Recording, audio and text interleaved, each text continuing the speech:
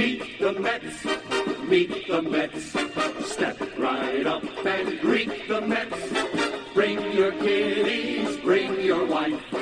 Guaranteed to have the time of your life, because the Mets are really socking the ball, knocking those home runs over the wall. East side, west side, everybody's coming down to meet the Mets of New York town. Oh, the butcher and the baker and the people on the streets, where do they go? To meet the Mets. Oh, they're hollering and cheering and they're jumping in their seats. Where do they go? To meet the Mets. All the fans are true to the orange and blue, so hurry up and come on down, 'cause we got ourselves a ball club, the Mets of New York town. Give 'em a yell, give 'em a hand, and let 'em know you're rooting in the stand. Come on and meet the Mets, meet the Mets. Step right up and greet the Mets.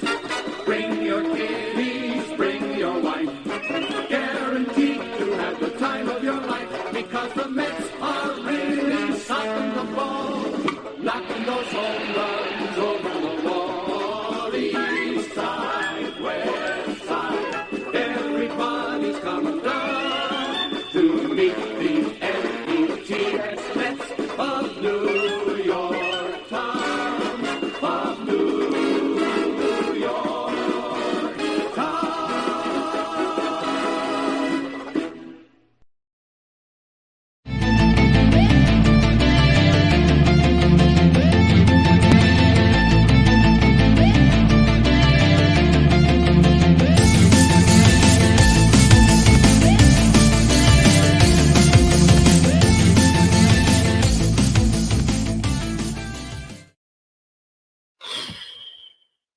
And the continued disappointment happened yet again. And the New York Mets have blown another save in the ninth in dramatic fashion once again. And the bullpen blows it once again for the New York Mets. Mets lose 5-4. 2-run homer by Marte to give the Arizona Diamondbacks the lead and the eventual victory, with Paul Sewell getting a save for the Diamondbacks. Oh, Lordy Lord, I don't even know what to say anymore. It's not even new ways to lose. It's the same old, and that's the issue. And I'm glad you brought that up, Brad. If you're looking at Brad's comment right now, the offense did nothing after the third inning. Again, we talked about this, right? Great. They came back into the ball game. Wonderful. They showed some guts early on to come back in this ball game after Quintana had absolutely nothing. But guess what? The Mets, if you look at the lineup, right? 0 for 4 strikeout, 1 for 4, 2 strikeouts, 1 for 4, 2 strikeouts. Right? Nimmo looked like he was coming alive early in the game, got that big 2 RBI hit. Great. JD Martinez with a triple, back-to-back triples. And it looked like, all right, they came back into this ball game. These guys are starting to hit a little bit more, but nothing else from the fourth inning on. That's the issue that we continue to talk about with this team. Again, the bullpen needs to be better, right? I know we don't have Raley. We don't have Diaz. Drew Smith was out, right? You know, Lopez is gone. But you need somebody, regardless of who it is, to be the next man up, right? Now, I do question putting in Reed Garrett in, I believe it was the 6th or 7th inning, and you believe yourself with only Diekman and Smith for the Diekman or Smith in the ninth. You could have switched it and went to Ottavino in the ninth, but it was an interesting call. Thank you, Junior. It was the 6th inning. Now, I think I understand why he did it, but I don't agree with it. Where they should have, what I think was happening was, I believe it was the main part of the order. If I'm not mistaken, let me see. I was looking at it before in the summary. Give me 1 second, guys.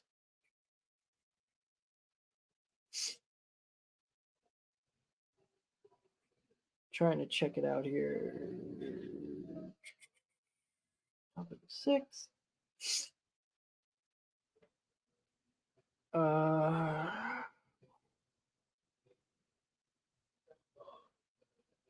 Yeah, so it was the top of the 7th. You had Gurriel, you had Walker, you had McCarthy. Okay, so you had good batters, at least 2 out of the 3 good batters. So I guess that's why he was doing it. But I didn't like that at all. Honestly, I didn't like that at all. I think you know what, you kind of made Reed Garrett your guy, your closer. The quote unquote closer. You got to use him in that spot. You can't use him early into the ball game. Pogs, how you doing? But I didn't like that at all. And again, there's a few and far between that I question Mendoza's calls on that. He's been pretty good. I haven't really questioned him this year. Maybe for a handful of times, maybe a couple, if that.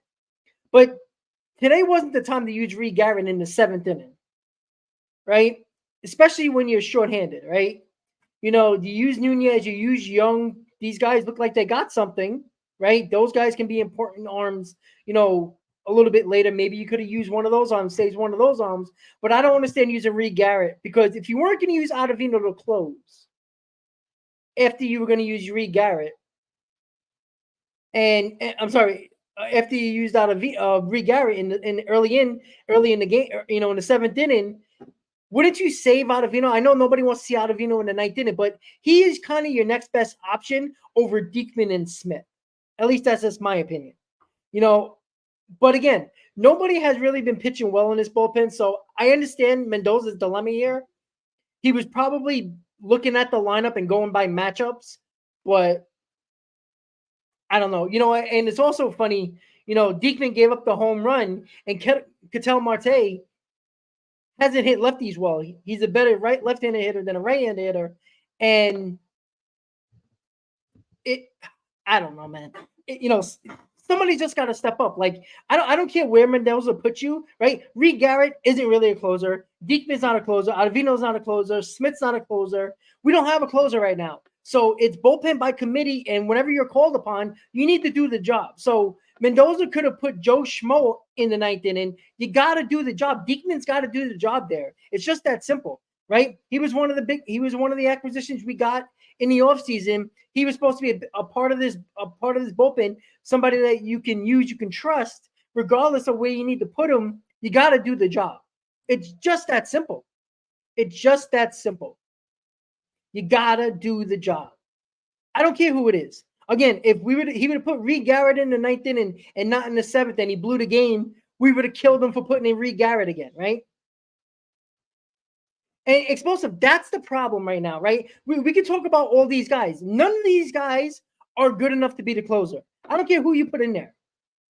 But like Explosive says, Diaz not being Diaz is killing this team right now. And that's absolutely right. We talked about this. We talked about this with me and Chris on Opinion Post. We talked about this on the roundtable. We talked about this on numerous shows. If Diaz is not Diaz, and you don't have Diaz the way he, at least good Diaz, not great Diaz of 2022, but good Diaz, you're not winning a lot of ball games, because you're going to have the issue of who's going to close the game in the 9th, who's going to save the game. That's the issue. So having Diaz is a trickle-down effect. What did I say the last time, right? It's the cause and effect. The cause of Diaz not being Diaz affects everybody else in the bullpen and putting them in positions where they're not comfortable. Again, you're a pro. Sometimes you have to be put in uncomfortable situations. It's not ideal, but it's sports. A lot of times you don't end up in comfortable situations. You got to do the job. So that's the issue right here, right now, right? Look, the Mets didn't score after the 3rd inning. They did come back. They did hold that lead until the 9th inning. You got to win this ball game, right? Too many games this year we've lost winning a game late in the ball game, right? I think this is since May 1st. This is the 12th game we led, 7th inning or later, and we lost. That's not good. Again, you win half of those games, you're talking about close to a 500 team or a 500 team right there. So again, when the pitching wasn't pitching was doing well, the Mets weren't hitting. Now that they're hitting, at least good enough to win ball games, your pitching is giving up games. So it's the New York Mets of what we've seen over this year. And that's the biggest issue right now, right? What are they going to do to fix this pitching? Not much you can do right now, right? Stearns brought up Young. He brought up Nunez. Those guys got nice arms. Maybe you put them in important roles now because they got lively arms. They throw hard. They got nasty stuff. Maybe you give those young kids a chance and put them in positions that you might not probably wanted to so soon, but they've been pitching well and they got live arms. Put them in there. Put Young or Nunez as your de facto closer. Why not? What's the worst that can happen? They blow a game just like everybody else has? Yeah, Shiloh, I agree. I said 7-3. I thought it was important to have at least 7-3 homestand. They flipped that into 3-7, right? Even winning today and having a 4-6 homestand kind of puts you no worse than 4.5 games back of a wild card. I know it's stupid to talk about because we just lost another game like that, and we split against the Diamondbacks, where I think we played better than them that entire series, but you lost. And 3-7, and the Mets are so lucky that 2 or 3 teams in the National League that are right near the wild card or in the second and third wild card spot and below, and who the Mets are looking up at right now, haven't been on a run. Because the reason why the Mets are still near a wild card spot, 4.5 games is not a lot of games. But because they're only that close behind, because the other teams haven't been playing well either. And that's what's so frustrating. The Mets didn't even have to play great. They didn't even need a 7-3 homestand. They could have went 5-5 or 6-4 and probably gained 3 games in the wild card. They gained the game. We're going 3-7 on this homestand. They gained the game in the wild card. Isn't that crazy? That just shows you that everybody else is not playing well either. They'll win 3, lose 2. Lose 3, win 2. It's been like that the whole season. Like the third wildcard team, I believe, is a game under 500. Like, it's crazy to me. And that's what's so annoying about it, is that they don't even have to be really, really good. They can be barely above average and be right in the mix. And they're still in the mix, even playing so badly.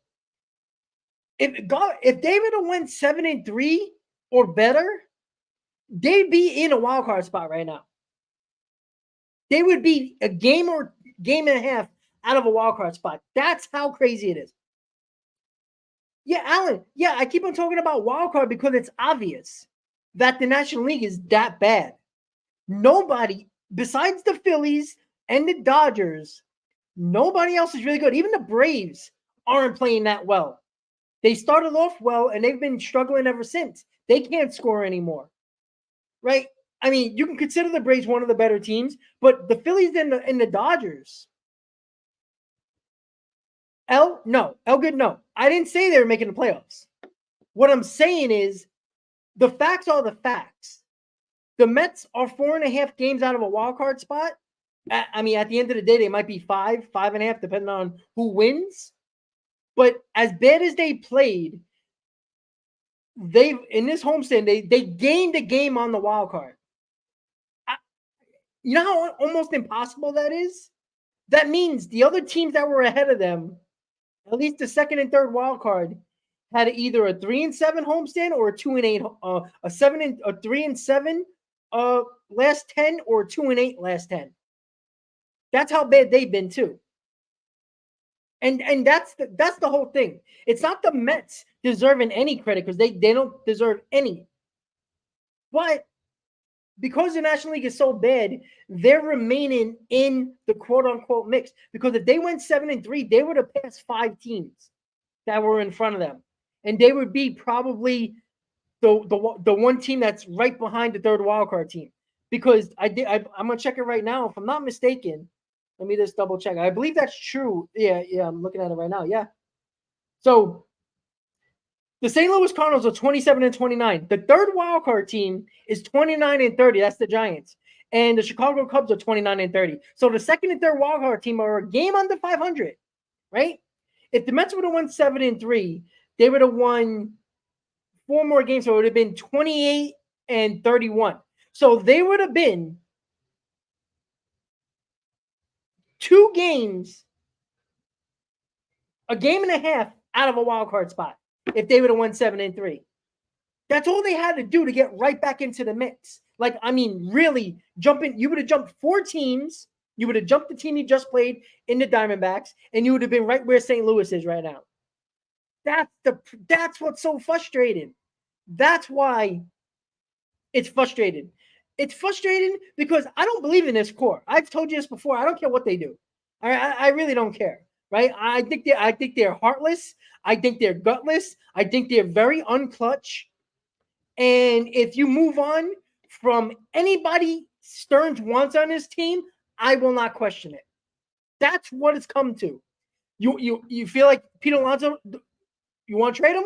I'm not going to question it. You want to trade McNeil? I won't question it. You want to even find a way to trade either Nimmo or Lindor and figure out a miraculous way to do it? I won't question it. I won't question anything David Stearns is going to do. I'm not, because I've seen from Nimmo, Alonso, Lindor, and McNeil, since these guys been together, losing. So I don't want to hear we're better than what we are. I don't want to hear, oh, look at the numbers. No. Because too many times in their careers as a New York Met, it's sporadic numbers where you'll have Pete Alonso have a great May. You'll have Lindor have a great June. Even though it's kind of weird, Alonso and McNeil in the month of May played pretty well. The issue is nobody else played well at all. Nimmo wasn't good at all. McNeil wasn't good at all. So, like, Pete Alonso was batting .270 in May. Lindor was batting .265. They both had a decent amount of home runs, 9 home runs and 7 home runs. And they have a ton of RBIs, but they had a terrible May. So everybody else around them didn't do their jobs. The pitching started to flounder a little bit in May, and it was just a complete disaster in May. So the issue that I'm going to have here is I won't question David Stearns any move that he makes at the deadline or the offseason. Actually, to get rid of guys or not re-sign guys at the deadline or in the offseason. I'm not going to question it. Now, I might question who he brings in. That's a different story. But if they're a seller at the deadline, I don't care who you sell. I really don't. I will not get mad at any move. If you're a Mets fan and get mad at any move that David Stearns makes, you need to question your fandom. Honestly. Like, honestly, you have to question it. You have to look yourself in the mirror and say, because there's going to be people, because if David Stearns trades Pete Alonso and they become sellers, there's going to be Met fans. How can you lose? How can you trade a career Met, face of the franchise? Well, I see Alonso, I see McNeil, I see Nimmo, who are the main focus of this team, right? Who are homegrown guys. I've felt losing with this team. I've seen losing with this team. And then Lindor pops on the bandwagon in 2020, and he's part of the losing. So why do I care who we move? How about find winning players? Because as of right now, are these guys really winning players? Or as somebody said in that chat, are they just collecting a paycheck? Because I've seen you choke in 2022. I've seen you come back in 2023, unlike the Phillies, unlike the Braves, unlike the Royals of 2015, who had a chip on their shoulder after they didn't get where they wanted to get, and come back the next year guns blazing and pissed off at the world. What did we see the 23 Mets do? Hide in the corner, shiver under the pressure, fold under the pressure, and that's the core that we're talking about. And then last year, same thing, right? What happened because of 2022? They looked like they were in this malaise, this fog that they couldn't get out of. Like they were still shocked by 2022. Oh, by the way, in September, they were nowhere to be found. And on top of that, you come into 2024. We understand that David Stern's first year, there wasn't much he can do. Even if he would have signed the players that we wanted him to. Who's really been good free agent-wise? A lot of them been hurt. A lot of them haven't played well. And besides Yamamoto, who's pitching pretty good, that's about it. But was Yamamoto going to fix this team? No. So that's the issue.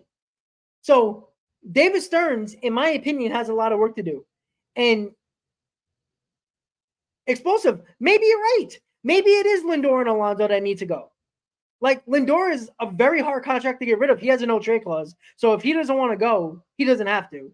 Nimmo, I believe, after year 3 of the contract, has a no-trade clause. So it's not easy to trade them guys. Right? I still think that it's going to be Alonso, the one that's going to go. I don't trust Alonso, to be honest with you, to be here long term. I think he's the first one to jump ship. And, you know, for all you Met fans that believe he really wants to be a Met, I hardly doubt that. I think he will take the first team that offers him a close enough contract to the Mets, he's out. Very simple. Very, very simple. So I think he's going to be jumping ship. And not that I blame him, but I heard him all last year saying he wants to be a Met all this offseason. Say, I love it here. I want to be a Met. I love the fans. And I feel like he's going to be the first man out. I think he's running for the hills. And I can't blame him, to be quite honest with you. But I don't want to hear Met fans act like this guy wants to be it. Because if he wants to be it, he would have signed that contract already. I'm just being honest with you.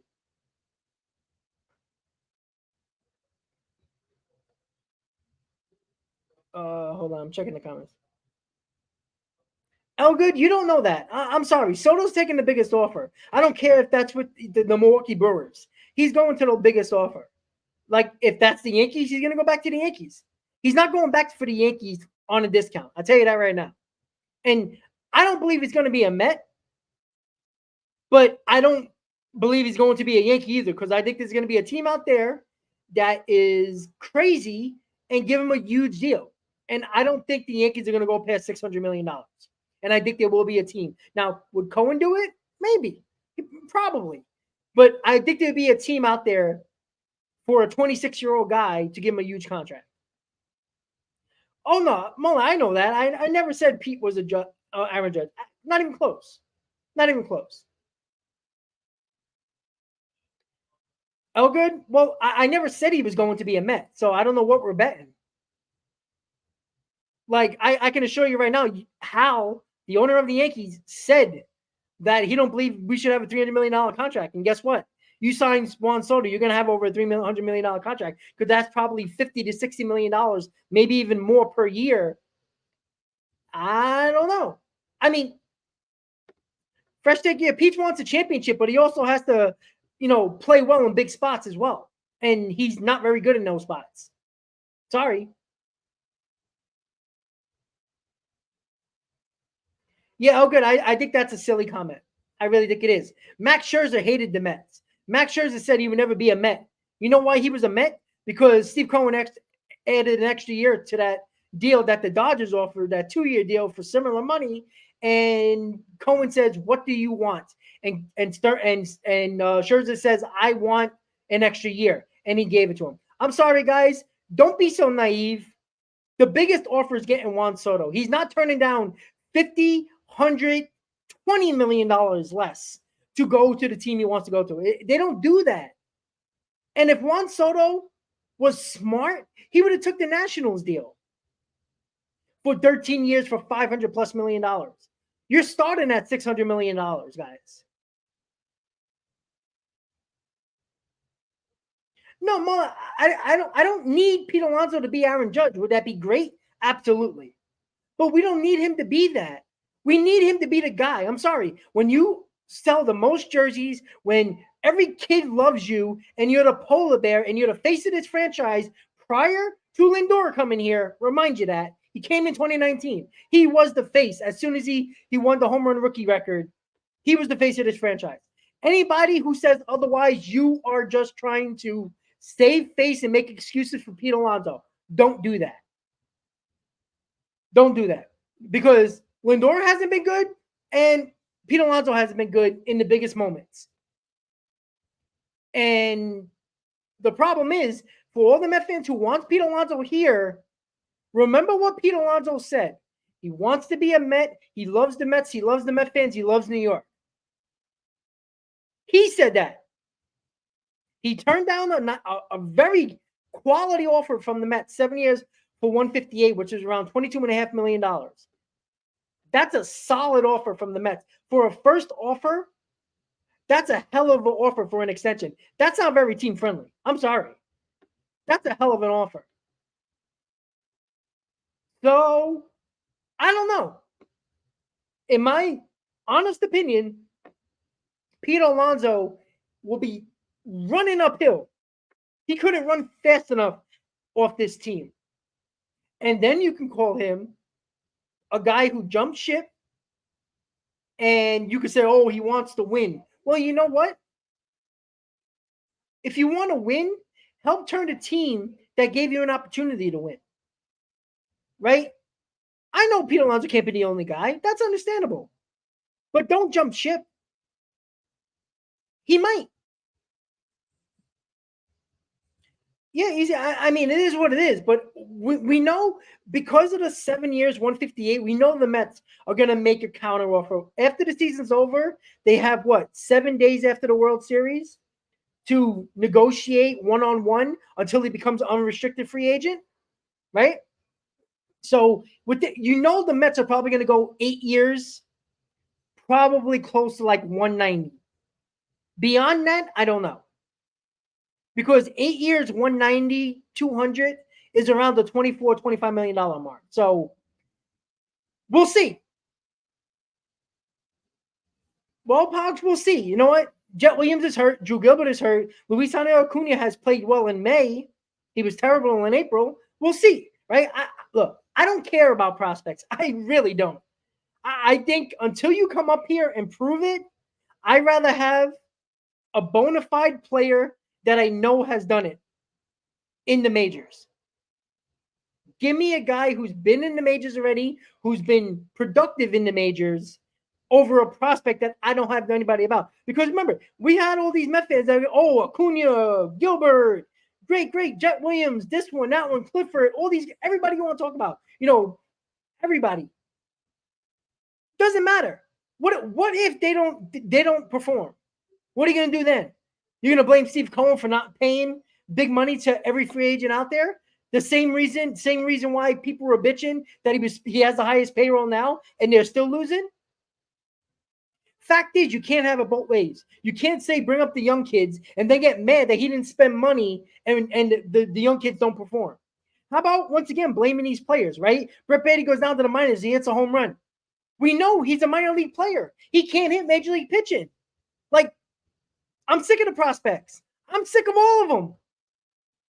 I'm done with them. Besides the pitching prospects, who I feel like for some reason every 4 to 5 to 6 years, the Mets find pitching prospects and they come up and pitch well, right? We had it about 7, 8 years ago or 10 years ago with DeGrom and Harvey and Syndergaard and Matz, all those guys, right?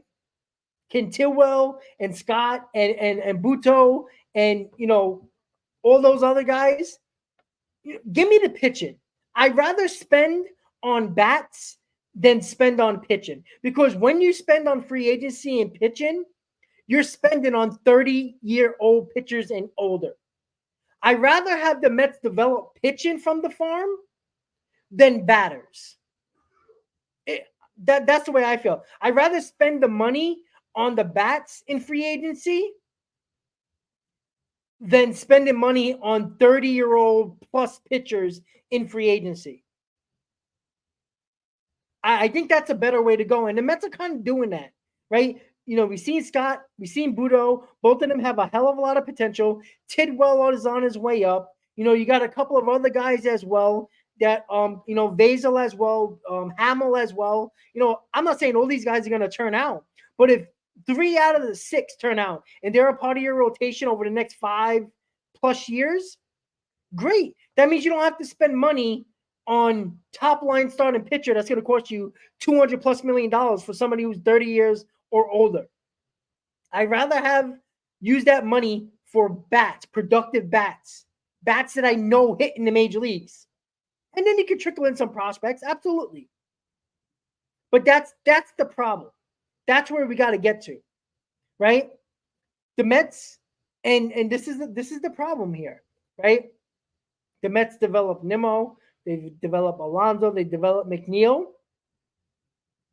That should be your core. They try to bring in Lindor to help the core, and they haven't been good. They had 2022 where they choked at the end of the year. So maybe the route to go is develop pitching and spend money on the lineup. The bats. I'd rather spend money because there's a pretty good chance that the bats are going to be better production financially wise than pitching wise. I think that's been very well proven over the years. Look at a lot of the pitchers that have been getting big contracts in free agency. They haven't been pitching well. I'd rather spend money on the bats than the pitching. So if you can develop your pitching in the farm, I think it's smart to use those prospects, some of them, in a trade scenario to get a bat and also spend on a bat as well. Because we can't use all these prospects. They're all not going to fit. You can't find all of them. Or a lot of them play the same position. And then you can't start moving them out of position and expect them to be really good. That's not that easy. All right. Let's see. Let me check the comments.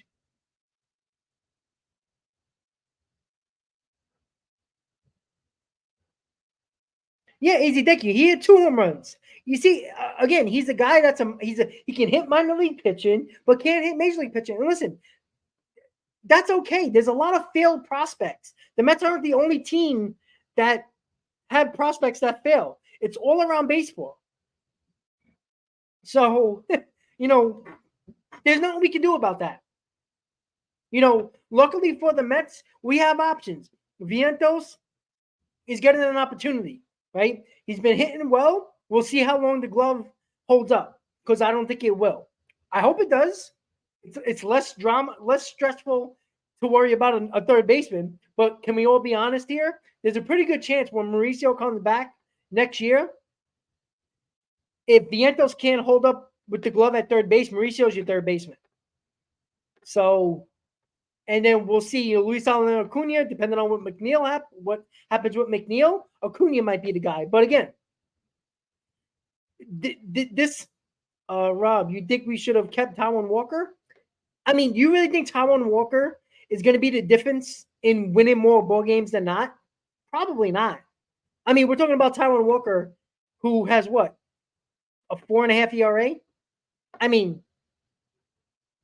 he's okay, but he's not going to change this. See, he ain't gonna, Yamamoto wouldn't change this team. They pitch every 5th day.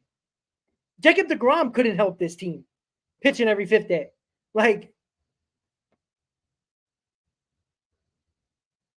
Well, Frank, yeah, that's fine, but I don't know why you disagree.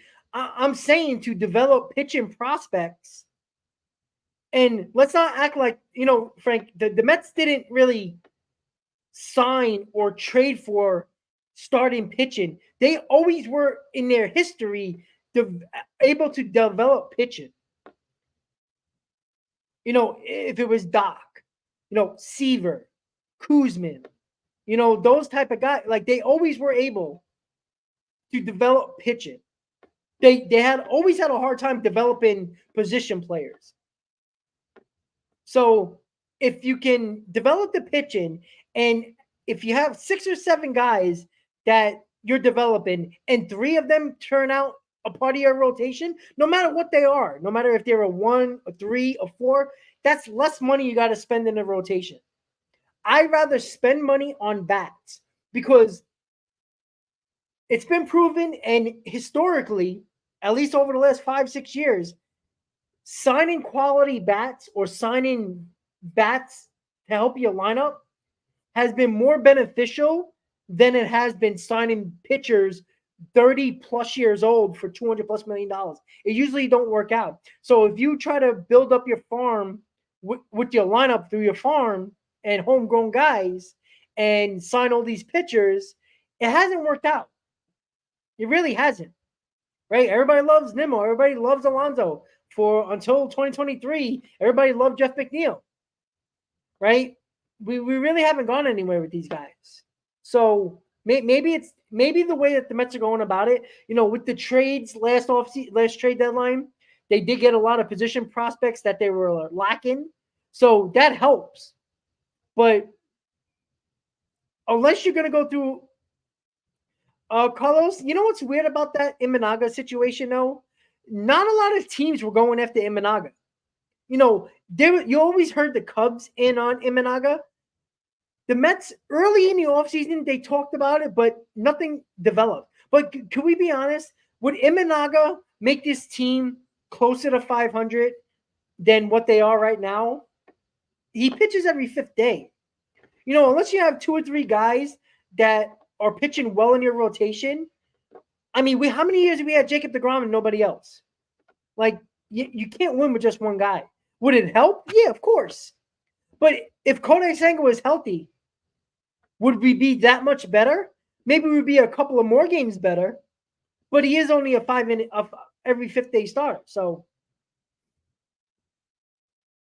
yeah, absolutely, Junior. But again, if we were 11 games over 500, which we are right now, it wouldn't matter if Imanaga is the best pitcher in baseball. We'd still be a losing team. We were a losing team a lot of years with Jacob deGrom. So,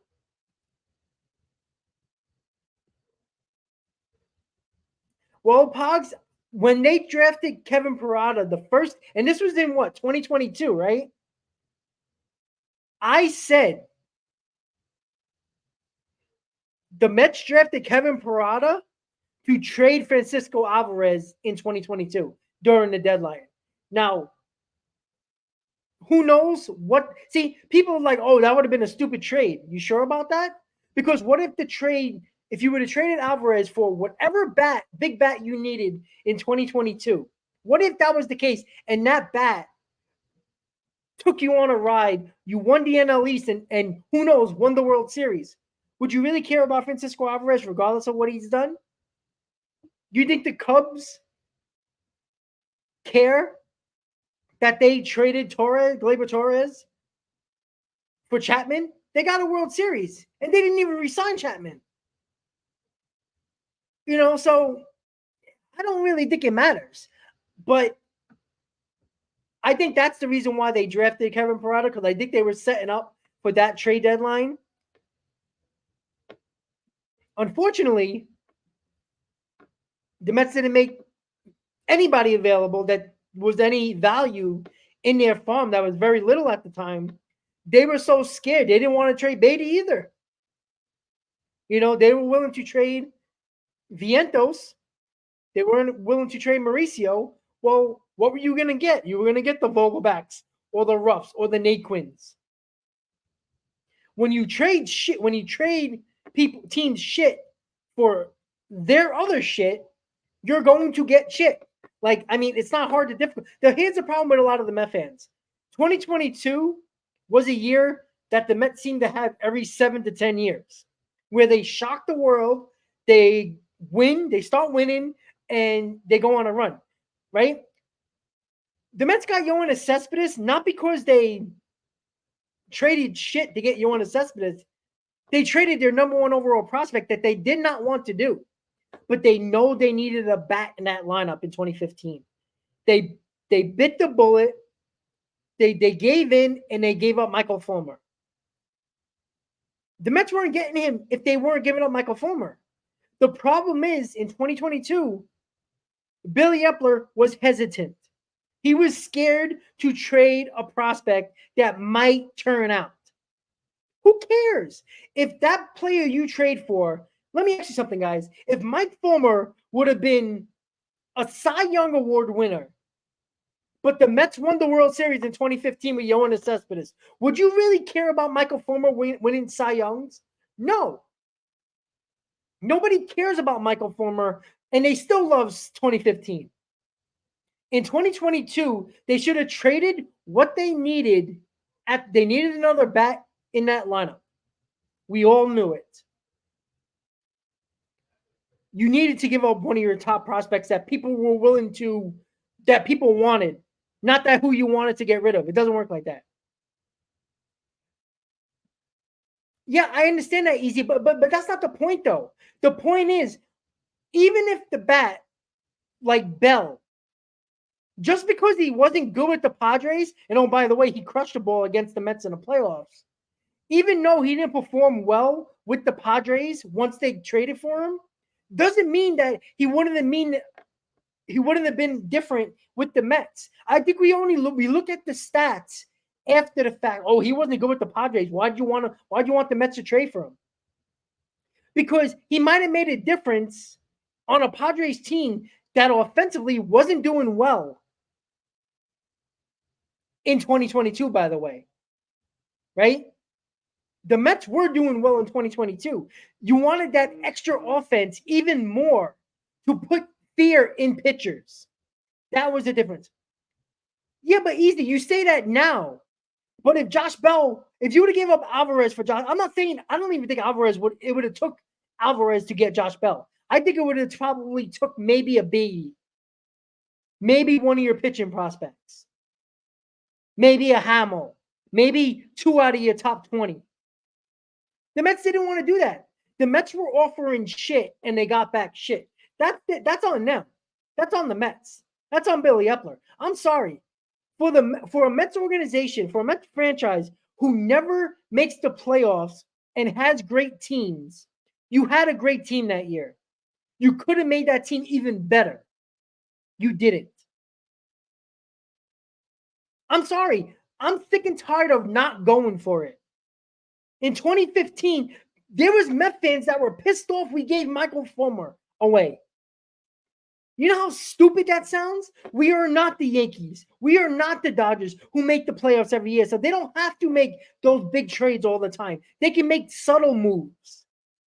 But when you're a Mets organization that never has big seasons and you have an opportunity to go on a big run when you were the best 3 teams in baseball, you do it. Easy, but again, you could say that. You could say that. But Josh Bell on a Mets lineup that was doing well compared to a Josh Bell with a Padres lineup, regardless of the names, the Mets offense was better than the Padres offense the entire season. Josh Bell didn't fit that team. Josh Bell was the perfect bat or the perfect person for the Mets lineup because all he had to do was DH. He was playing everywhere. He was playing first. He played outfield. He played DH. He was playing first base in the playoffs against the Mets. You have to understand that, guys. Like you say, oh, I want to give prospect for Josh Bell. Bullshit. If that guy hits a big home run in the playoffs for you, you can care less who they trade. Yoenis Cespedes was a strikeout machine. His batting average was low. His on base was terrible. But why did people want him? Because he hit home runs. Josh Bell was a home run hitter at that time. Now he's nothing. Yeah, Easy, they were. No, see, Easy, here's your problem. You're looking at the names. Look at the offensive production by those 2 teams in 2022. It wasn't even close. The Padres were a 500 team at best. Their offense was struggling badly. It was terrible. They weren't doing well at all. They were not doing well at all. The names are better, absolutely, But look at the production in 2022 and compare the both teams. The Mets offense was more dynamic at that point than the Padres. Not the names. Don't look at the names. Look at the numbers. You look at the names, we'll both laugh at the names on the rosters. Of course, the names look better on the Padres, but the overall quality and value and run production and overall offense, the Mets were better to that point than the Padres, guys. It was easy. Look at the numbers. You're laughing, but you know I'm right because you have no comeback. You're not paying attention. You're looking at the names and not the numbers. That's on you. That's not on me. Look at the numbers at the deadline. The Mets offense was drastically better than the Padres offense. Drastically. Josh Bell is not a great player. I'd be the first one to tell you that. I mean, at the time, he was a solid player. But the Mets needed more power, and the Mets needed a DH. Josh Bell would have fit right in. Now, that doesn't mean the Mets would have won the World Series. I'm not saying that. But would you rather have Josh Bell or Daniel Vogelback or Darren Ruff? I would have took Josh Bell, and I would have gave up a prospect. I'm not saying you had to give up Alvarez. You probably didn't have to. Maybe I would have gave up Beatty. But I don't even think you needed to do that. I think the Padres do you remember who the Padres gave up for Josh Bell? Yeah, I bet you didn't. I bet you don't. Don't Google it. Say it quickly. You probably don't. I don't even remember.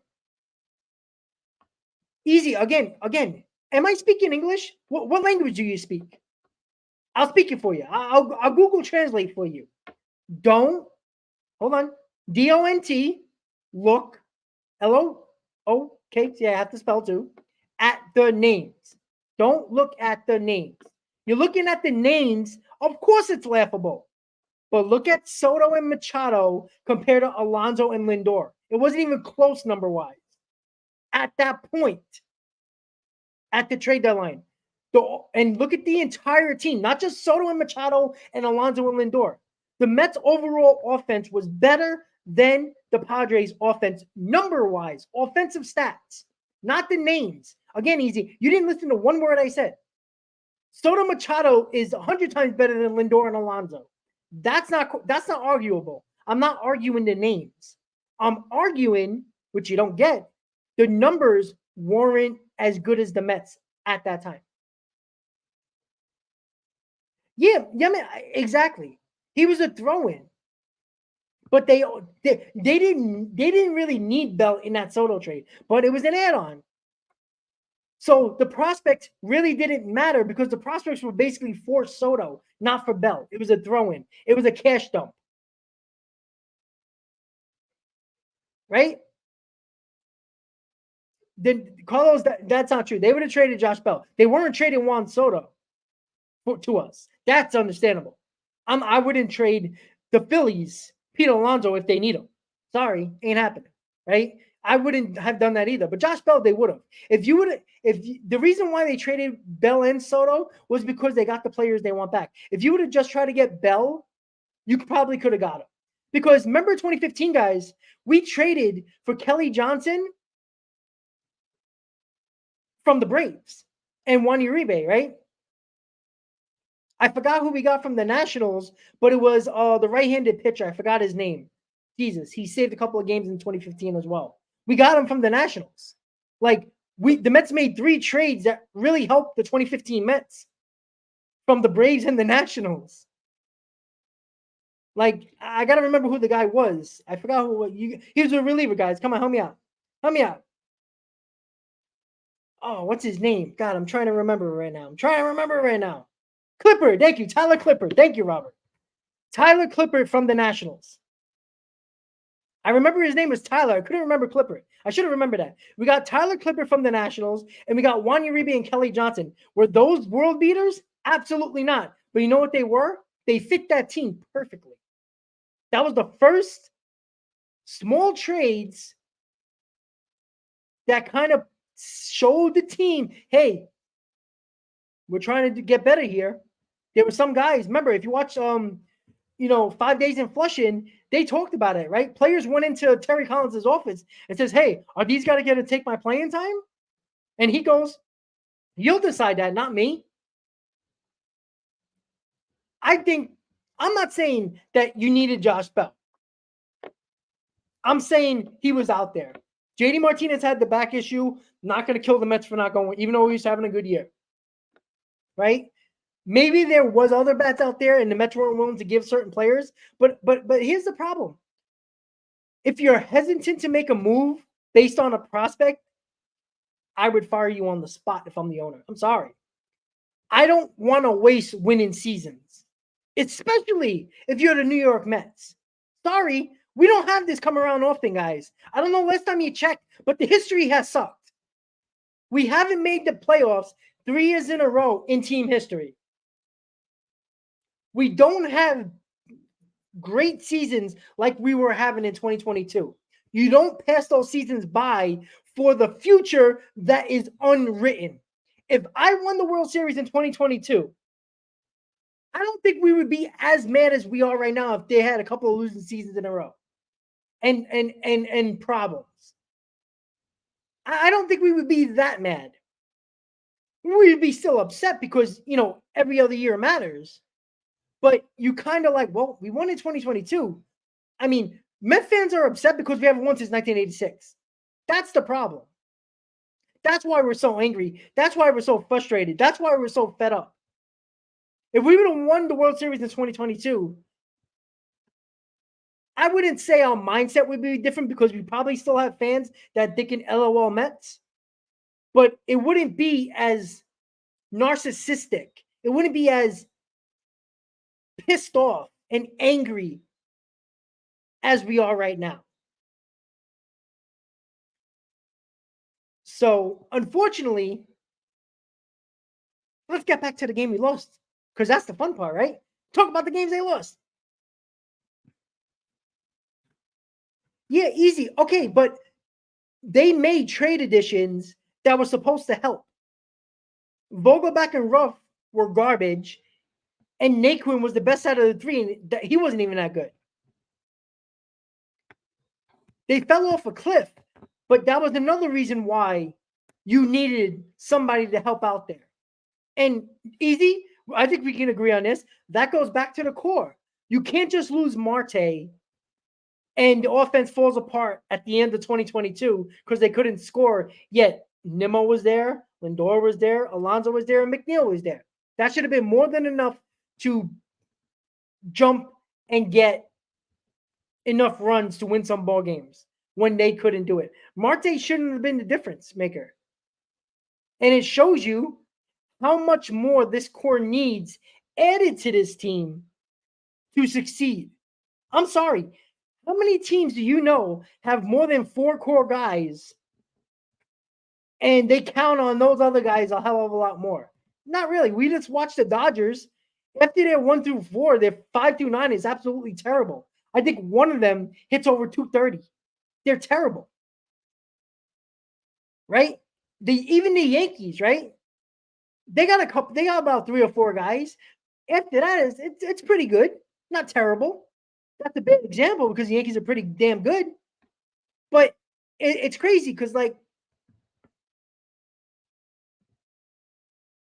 But easy, it was at the time. Again, we weren't talking about the core being a disaster in 2022. But let's be honest about that, including myself.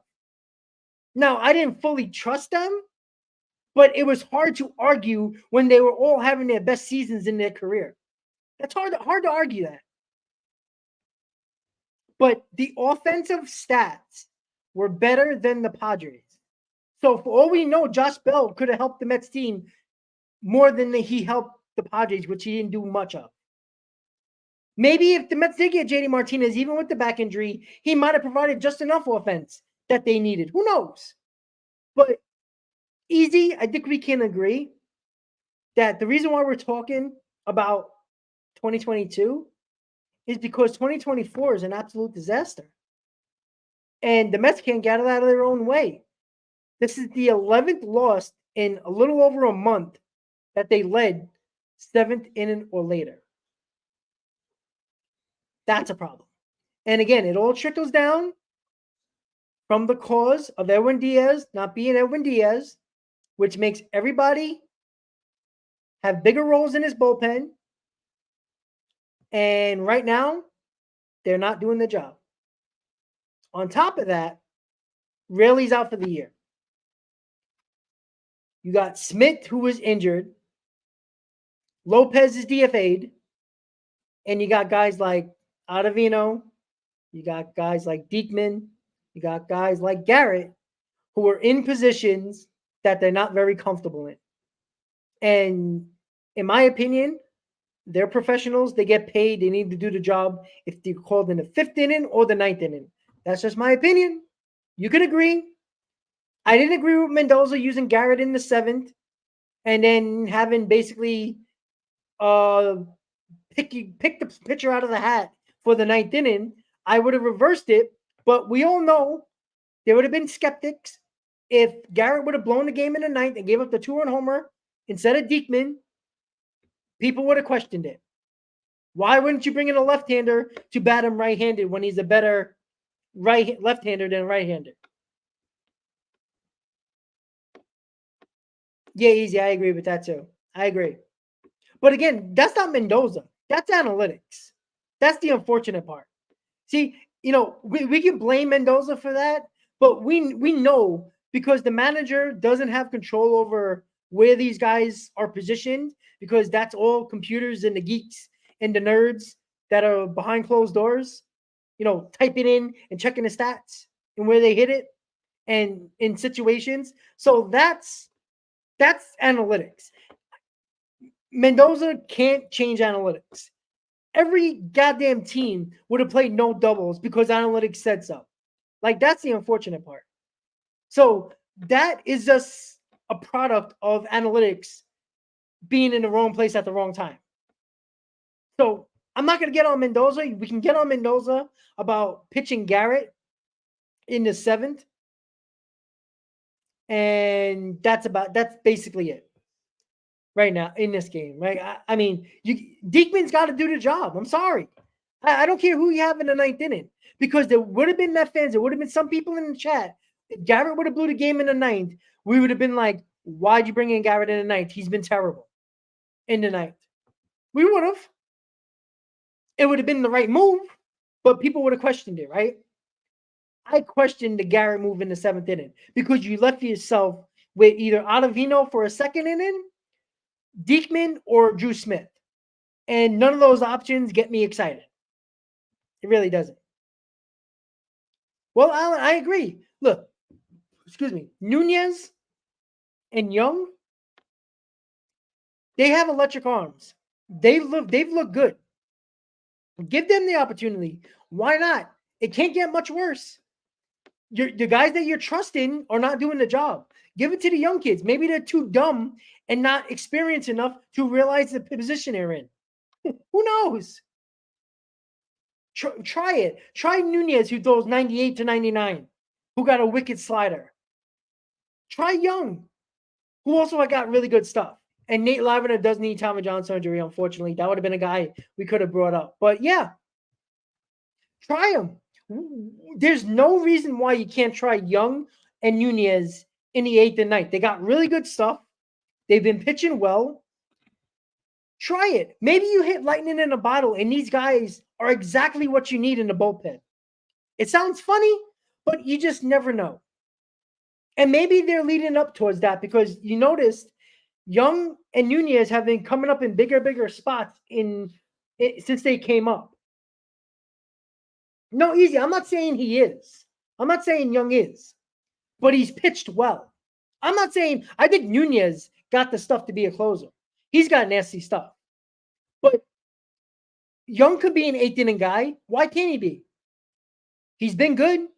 They've been getting bigger and bigger roles ever since they came up. They've been getting more and more important roles almost every game when they pitched in bigger spots. Why not try it? You can't get much worse. If Young and Nunez fail, it ain't no different than what you've been trying. So why not try it? I'd rather try everything than not try everything and question why they haven't tried every outcome. If Nunez and Young fail, all right, it is what it is. Nobody else is doing the job. Ottavino's not doing the job. Diekman's not doing the job. Smith, anybody is not doing the job. They got to do the job. It's just that simple. Try anybody. Anybody can't be as worse as the next guy because everybody else you tried has blown games. So why not try guys that have been pitching well, who you've been giving bigger roles to each and every time they've been coming out? Try it. What's the worst that can happen? They can blow games just like the other guys did. I'd rather try it than not. Well, easy. I think they are. If you look at the bunch of arms, again, Lavender got hurt. That's unfortunate, right? And right now, Walker, Nunez, Young, those are guys. Those are young kids. Those are guys that the Mets have developed that are not really starters. Who are going to be bullpen arms, good bullpen arms. We'll see. But they're starting to. If you look at the minor league rosters, they got a lot of young arms in there. And again, some of the starters that are top prospects might not be starters in the majors. They might turn into bullpen arms. Because usually failed starters turn into bullpen arms. So we'll see. Right? But at the moment, you have to try anything and anybody in big situations, in game-saving situations. Try them. What is the worst? Nothing else bad can happen than we already seen. Nunez seems like he's got the attitude and the stuff to be a closer. I agree with Easy. I don't think Young's a closer, but in certain spots where you might have a couple of lefties coming up, why not? Yeah, Easy. The Yankees are great at bullpen development, absolutely. But a lot of those guys aren't guys they develop. It's a lot of guys that they get off the scrap heap. Like guys that other teams don't want, and they get them from getting DFA'd, or a guy that are deep in their minor leagues that they pay cash to another team and they trade them to the Yankees. Now, that's good scouting, but they have been good in either choosing or scouting the right guys that other teams don't see as part of their future. And they do develop a lot of their guys as well. So that's absolutely true, right? A lot of their bullpen arms, if you look at the development of their bullpen arms, a lot of them are failed starters in the minor leagues and they turn them into bullpen arms. Maybe the Mets have to do that. Maybe Mike Vasil isn't really the guy that you want to be a starter. Maybe try him in the bullpen. Maybe he'll be better there. Maybe his stuff is better in the bullpen for an inning or two. Yeah, exactly, Easy. Clay Holmes isn't a product of the Yankees. Clay Holmes was a terrible pitcher for the Pirates, and Cashman traded for him. That wasn't a trade that everybody thought would be useful, and he's their closer. Now, he scares the hell out of me, but he's been pretty good for the most part. So, look, I'm not too worried. Look, this is the first year of David Stearns, right? He had to throw a lot of things at the wall and see what sticks, because the Mets had a lot of bullpen free agents. The Mets didn't have a lot of known guys that they trusted in their bullpen besides Diaz and Ottavino, which you can question Ottavino signing, even though I think Ottavino is more of a 6-7 inning guy. We're putting him in the 8th and 9th inning, which is a disaster, which you can't do because he's not good. 6 and 7, I can deal with. Right? So I'm not too worried about David Stearns. This is year one. He did have to make a lot of signings to add bullpen arms because the Mets had none. Look at the free agency for the Mets. The Mets had, I think, 2 bullpen guys signed, and it was Drew Smith and Diaz. So we had to add a lot of guys that there wasn't a lot of great bullpen arms out there. So you had to get a lot of guys like the guys he got on 1-year deals, prove-it deals. David Stearns has been great in developing arms for a bullpen, signing the right guys for the bullpen. So that takes time. Like you can't just get arms in one offseason for your bullpen. That takes a year or two. Now we'll see. He might decide to change Vasil into a bullpen arm. The Mets have a ton of injuries as well. So, in my opinion, I'm not too worried about the bullpen going forward because David Stearns have proven in his career with no money from the owner in Milwaukee to have one of the better bullpens in baseball 6 out of the 8 years he was the GM of the Milwaukee Brewers. So I trust him with the bullpen. Again, I still have questions what he can do because I never seen him. He developed playoff teams with no money. So he was able to do that. I want to see him with money use his knowledge and his philosophy to add offense, to add better players other than bullpen. That's what I want to see. Well, easy. In 2022 was pretty good. Everybody loved Eric Chavez. Now everybody wants to get rid of him. I'm telling you, I'm sick and tired of the pitching coach, of the hitting coach. I'm blaming the players. Maybe the pitching coach is a lot more important than the hitting coach. I'm not blaming Eric Chavez because everybody loved Eric Chavez in 2022. Oh, he's got these guys knowing what to do and what counts. Great. Every Met fan wants to get rid of Eric Chavez. I blame the players when it comes to offense. Pitching, different story. I think you need a pitching coach to tell you about mechanics, tell you your arm speed is slow, tell you your arm angle is not in the right position when you're throwing certain pitches. Your glove might be a little higher than normal when you're throwing certain pitches. That's important. I think hitters are going to be hitters, and the hitters are what they are. Hitting coaches be damned. Who's the hitting coach for the Yankees right now? Does anybody know? Yeah, probably not, right? You know why? Because the players are actually hitting, and they're actually good.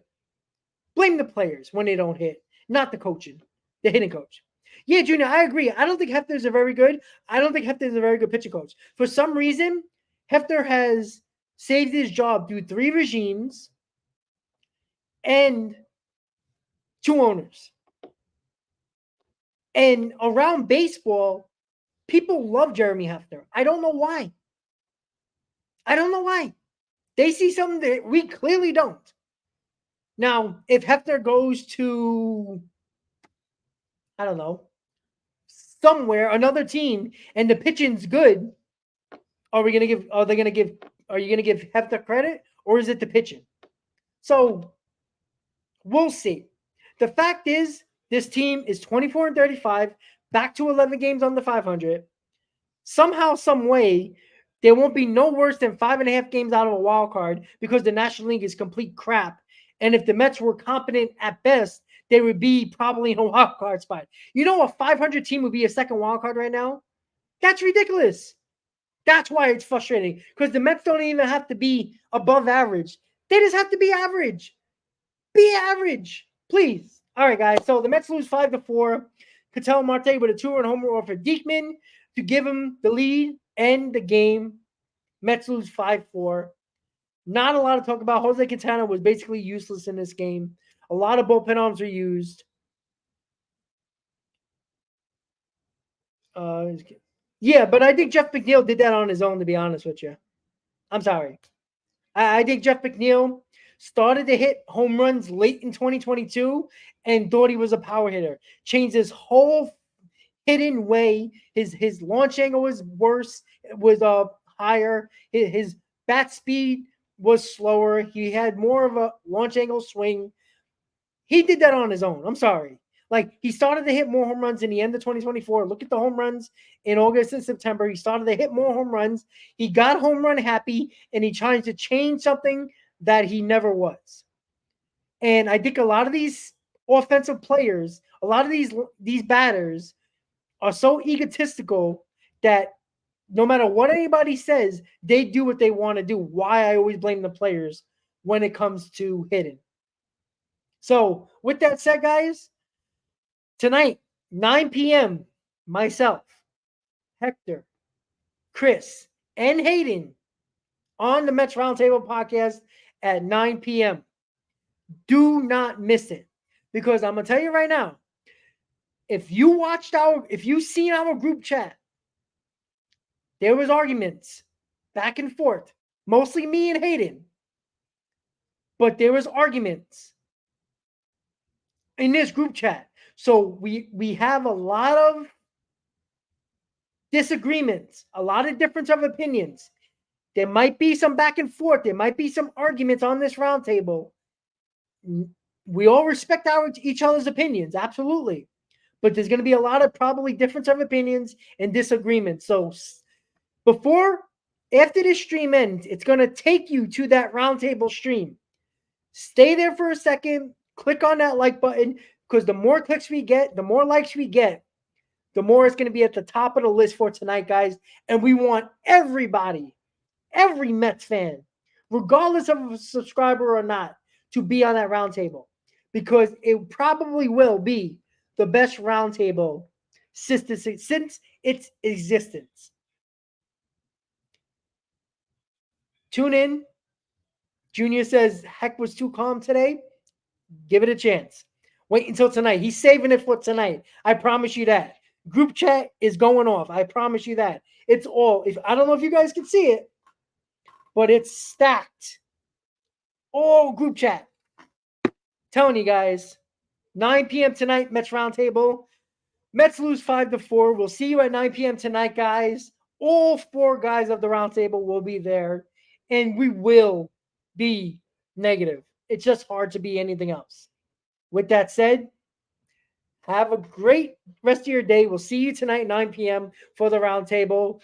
Mets are 11 games under 500, and there's not much to talk about positively with this New York Mets team. Have a good night. See you later tonight. Let's go, Mets. See you next time, guys. See you tonight.